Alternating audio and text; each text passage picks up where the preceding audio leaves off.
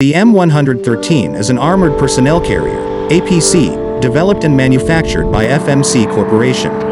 The M113 was delivered to the United States Army Europe to replace the M59 mechanized infantry APC from 1961. The M113 was first used in combat in April 1962 after the United States provided the South Vietnamese Army, ARVN, with heavy armaments such as the M113, under the Military Assistance Command. Vietnam, MACV. Lastly, the M113 was the heaviest armored vehicle used by the U.S. Army in the Vietnam War and was used to break through thick jungle thickets to attack and overrun enemy positions. It was mostly known as APC, or ACAV, Armored Cavalry Assault Vehicle, by Allied forces. The M113 was the first mass-produced aluminum hull combat vehicle.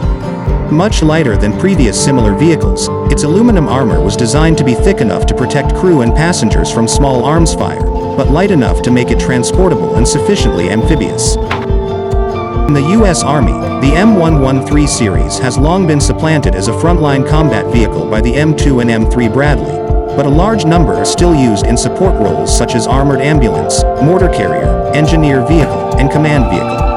The U.S. Army Heavy Brigade Combat Team is equipped with approximately 6,000 M113s and 4,000 Bradleys. The M113's versatility results in live adaptability worldwide and in U.S. service. These variants together currently represent about half of the U.S. Army's armored vehicles.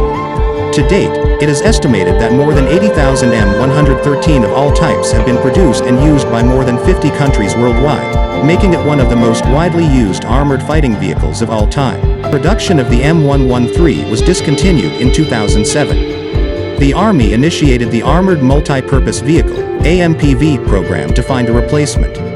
In 2014, the U.S. Army selected BAE Systems' proposal for a turretless variant of the Bradley fighting vehicle to replace the more than 2,800 M113s in service.